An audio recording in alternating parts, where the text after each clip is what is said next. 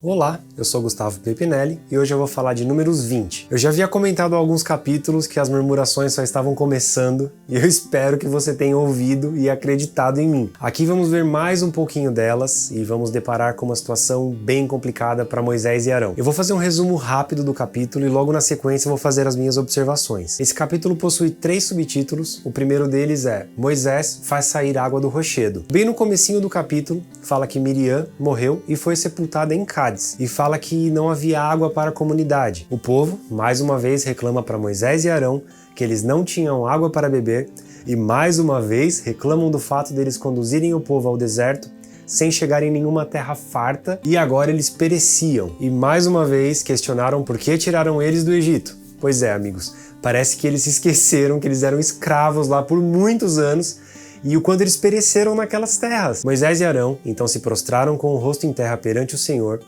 para saber como eles deveriam agir. O Senhor ordenou que Moisés com a sua vara falasse a uma rocha e ela verteria água. Em Êxodo 17 falamos sobre um episódio parecido, onde Moisés precisaria tocar na rocha para sair água. Aqui Deus ordenou que ele apenas falasse a rocha. Porém, ele tocou com a vara 2 vezes, ou seja, ele desrespeitou a ordenança do Senhor. Quando Moisés e Arão reuniram a assembleia em frente à rocha, Moisés falou com o pessoal já num tom muito diferente, porque ele falava coisas do tipo, escutem rebeldes. Então, mesmo o maior exemplo de mansidão estava de certa forma irritado aqui, como a gente pode ver. O Senhor depois disse que Moisés e Arão não conduziriam o povo para a terra prometida, pois eles não confiaram nele para honrar a sua santidade à vista dos israelitas, já que Moisés não fez como o Senhor pediu. Esse episódio ficou conhecido como as Águas de Meribá, que significa contenda. Partimos agora para o segundo subtítulo, que é O rei de Edom nega passagem aos israelitas. Israel precisaria passar por Edom para dar seguimento à sua jornada. Então Moisés mandou uma mensagem para o rei de Edom, dizendo que o rei sabia tudo que eles haviam passado no Egito e tudo que estava rolando no deserto. Perguntou se eles poderiam passar em paz pela avenida principal, mas sem tocar em nada, nem beber da água daquela terra, nada. E o rei de Edom negou. Ele disse que eles não poderiam pisar nas terras dele, senão seus homens os atacariam com espadas. A gente vai ver um pouquinho nas minhas observações o motivo dele não ter permitido essa passagem. Os israelitas insistiram um pouco mais e no versículo 20 diz que Edom os atacou com um exército grande e poderoso. Não houve batalha de fato, mas o povo de Edom se posicionou impedindo a passagem deles. O povo de Israel então desviou dessas terras para eles não morrerem e então chegaram ao Monte Hor, ou Hor, não sei qual a pronúncia exata. O último subtítulo desse capítulo é A Morte de Arão. Pois é, pessoal, é um subtítulo bem triste, eu também fiquei quando eu li. O Senhor disse que Arão se reuniria aos seus antepassados.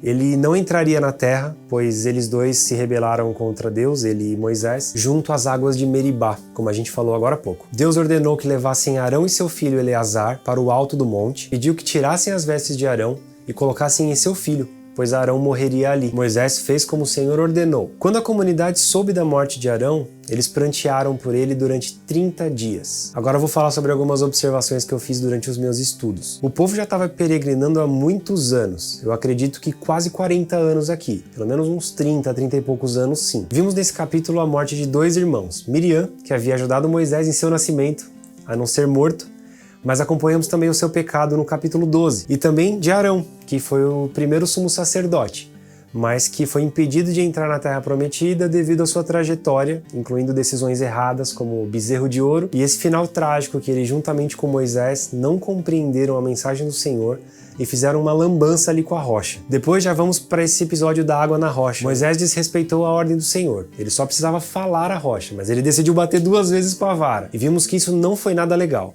A rocha aqui é uma figura de Cristo, como Paulo se refere em 1 Coríntios 10. Ela já havia sido ferida no passado, agora só bastava falar. Cristo foi morto na cruz, ele não precisava morrer de novo. Então essa é a relação de Cristo com a rocha aqui. A partir do momento que a rocha já havia sido ferida, bastava apenas falar nessa segunda vez, como o Senhor tinha ordenado. Da mesma forma funciona com Jesus, ele já morreu na cruz. Não é necessário que ele venha a morrer de novo, basta que o homem olhe para ele, creia, se arrependa dos seus pecados, para ter acesso à vida eterna. Aqui, Moisés então perdeu a possibilidade de entrar na Terra Prometida, pois ele desrespeitou e vemos que os líderes possuem um papel de suma importância com relação à obediência.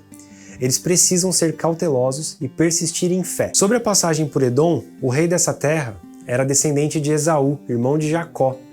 E deve ser o motivo para ele ter impedido essa passagem. Lembra que Jacó é Israel. E a gente já falou aqui em Gênesis quando Jacó comprou a primogenitura de Esaú e depois ainda se apresentou ao seu pai Isaac como sendo Esaú para tomar a bênção. E por esse motivo Esaú carregava esse sentimento horrível por Jacó e culminou nessa impossibilidade deles passarem pelas terras dos seus herdeiros aqui. A gente vai ver depois em Deuteronômio que o povo de Edom vendeu para eles a provisão necessária para eles continuarem a jornada, pela ordem do próprio Senhor. Isso evidencia que muitas vezes o conflito não compensa por conta das consequências. Devemos considerar isso quando precisamos resolver os nossos problemas. Terminamos aqui o capítulo 20 com muito aperto no coração, pois essa leitura da história de Moisés foi rápida, mas eles ficaram 40 anos no deserto.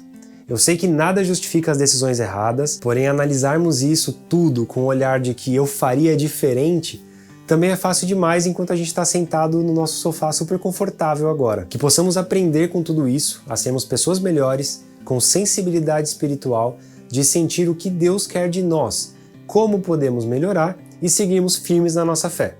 A gente se vê no capítulo 21.